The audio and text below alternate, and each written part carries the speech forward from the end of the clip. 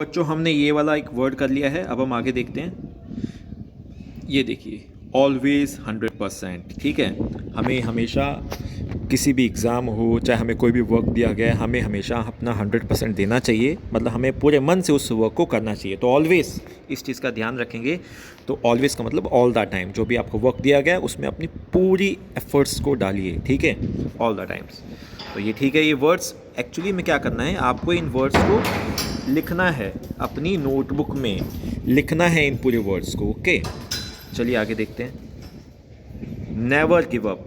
अब never give up का मतलब हमें कभी भी हार नहीं माननी चाहिए। ऐसा नहीं होना चाहिए कि भाई सर मुझे तो समझ में नहीं आ रहा है, मैं तो ये कर ही नहीं पाऊँगा। ऐसा बिल्कुल भी नहीं है। हमें बहुत मेहनत करनी चाहिए, हमें प्रैक्टिस करनी चाहिए और हमें हार नहीं माननी चाहिए। एटलीस्ट हमें हार तो नहीं माननी चाहिए। ठीक है, अब हम आगे देखते हैं। देखिए, ये हमको जो इमेज दिख रही है वो दिख रही है पोस्टमैन की। चलिए देखते हैं इसमें। अच्छा, पहला क्वेश्चन है, अब आपको इसको समझना है। क्या है क्वेश्चन?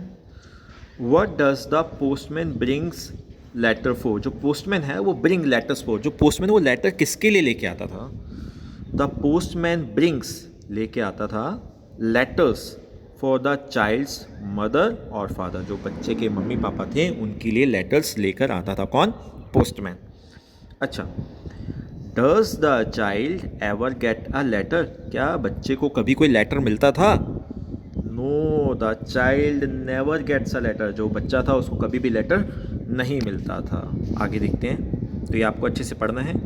अब ये देखिए, ये है मेल बॉक्स। ठीक है, इसमें आप लेटर लिख के डाल सकते हैं और ये यहाँ से पोस्टमैन लेटर को कलेक्ट करेगा और फिर जो है लेटर जहाँ पे डेस्टिनेशन है, जहाँ पे लेटर को हमें पहुँचाना है, जिसको हमने लिखा है वहाँ पे लेटर पहुँच जाएगा। अब आगे देखते हैं। ये तो हम कर ही चुके हैं। अब ये देखिए, ये है एक जोकर भी बोलते हैं और ये क्लॉन भी है। ये हमें बहुत हंसाता है। ठीक है ना, तो देखते हैं इमेज। तो इसका सही ऑप्शन क्या हो जाएगा? ये है अ क्लोन मेक्स पीपल लाफ। ये बहरूपिया है ना, बहरूपिया। बहरूपिया मतलब क्या होता है? जो अलग अलग किसी का भी मतलब क्या कर सकते हैं अपने आप को, जैसे कभी पुलिस बन गए, कभी डॉक्टर बन गए, है ना। सबके अलग अलग जो प्रोफेशंस हैं उनके ऊपर उनकी इमेज जैसे बना लेते हैं। कभी टीचर बन गए, है ना, और लोगों को बहुत हंसाते हैं। ये एक्चुअली में ये होते नहीं है, लेकिन वैसे बन के दिखाते हैं। ठीक है।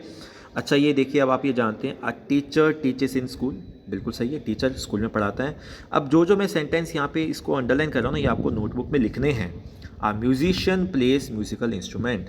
जो म्यूजिशियन होता है वो म्यूज़िकल इंस्ट्रूमेंट बजाता है। और हमारे स्कूल के अंदर जो अर्जुन सर हैं वो भी म्यूजिशियन हैं, क्योंकि उन्हें भी बहुत सारे मतलब जो वायलिन है, गिटार है, तबला है, बाजा है, सब कुछ बहुत अच्छे से बजाना आता है, प्ले करना है। He know how to play all of them, है ना। And he is also very good musician. ठीक है, चलिए अब हम आगे देखते हैं थोड़ा सा। ये ऑब्वियस इमेज दिख रही है हमें ड्राइवर की, और ड्राइवर क्या करता है? व्हीकल को ड्राइव करता है। ठीक है ना, व्हीकल कोई भी गाड़ी हो सकती है, उसको ड्राइव करता है। ठीक है, तो ये आपको अपनी नोटबुक में लिखना है अच्छे से, मतलब प्रैक्टिस करिएगा। चलिए अब हम आगे देखते हैं। टीचर हमको पढ़ाती है स्कूल के अंदर, बिल्कुल सही है। और ये है म्यूजिशियन।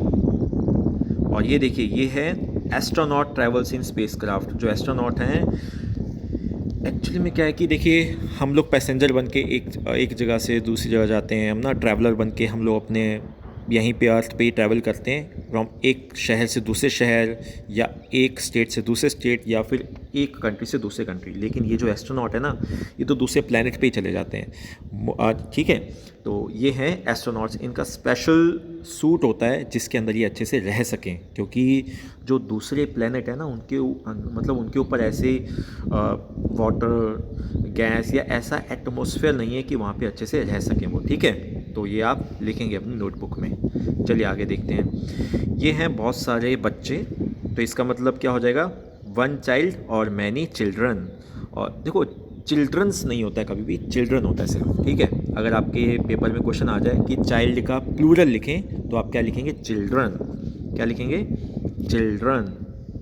ठीक है, एक फॉक्स होगी और बहुत सारी फॉक्सेस हो गई, एक डक हो गई और बहुत सारी डक्स हो गई। ठीक है, चलिए आगे देखते हैं।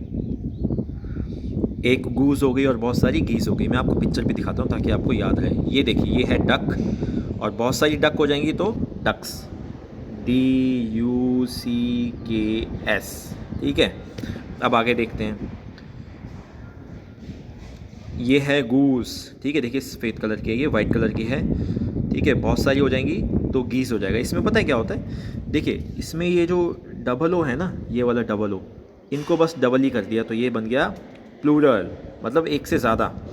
ठीक है, उसके बाद देखें ये क्या है, ये देखिए बहुत अच्छा लग रहा है। यहाँ पे एक मदर हैं, ठीक है, और चिल्ड्रन हैं और पापा जी हैं, फादर हैं। तो ये देखिए क्या हो रहा है, तो हमें 5 सेंटेंस है ये हमें खुद लिखने हैं अपनी नोटबुक में देख करके। अब देखिए पहला सेंटेंस मैं आपके लिए रीड कर रहा हूँ। I help my mother in cleaning the kitchen. मैं अपनी मम्मी की हेल्प करता हूँ किचन को साफ़ करने में। I help my father in gardening. मैं मेरे पापा की हेल्प करता हूँ गार्डनिंग में, मतलब आपके घर के बाहर छोटा सा गार्डन होगा या फिर आपके घर में गमले होंगे जिसमें आप पानी डालते होंगे, जो प्लांट्स आपने उगाए होंगे, तो उसकी भी टेक केयर करनी पड़ती है। ऐसा नहीं है कि हम उसकी टेक केयर नहीं करें। I help my brother in solving puzzles. जो आपके छोटे भाई बहन होंगे, है ना, अगर वो फर्स्ट क्लास में पढ़ते हैं तो आप उनकी हेल्प ज़रूर करते होंगे, है ना, प्लस माइनस सिखाने में, उनको थोड़ा सा रीडिंग करने में। ठीक है, आप मुझे बताइएगा कि आप में से कौन कौन से स्टूडेंट्स अपने सिबलिंग्स मतलब अपने छोटे भाई बहन की हेल्प करते हैं। ठीक है, I help my sister with her craft projects. मैं अपनी सिस्टर की हेल्प करता हूँ, उसको कुछ भी प्रोजेक्ट अगर बनाने होते हैं, जैसे क्ले से कुछ बना लिया या बॉक्स से कुछ बना लिया। जैसे टीचर कहते हैं ना कि बेटा आप एक आर्टिकल लिख के लाना या एक बॉक्स बना के लाना, एक मैजिक बॉक्स बना के लाना, कुछ भी उसके लिए। आई arrange beds in the house. तो मैं अपने जो घर है, मेरा जो घर है उसमें मैं बेड को भी अरेंज करता हूँ। जैसे हम लोग रात को सोते हैं बेड पे, तो उसके बाद जब बेड को साफ़ भी करना है, उसकी बेडशीट ठीक करनी है, तो ये सब होता है बेड को अरेंज करना। तो ये आप सब लोग अपनी नोटबुक में बहुत अच्छे से लिखेंगे, समझेंगे। कल आपका है एग्ज़ाम और इन वीडियो को अगेन देखेंगे और फिर भी आपको नहीं समझ में आता है तो मुझे बताएंगे। Okay, all the best.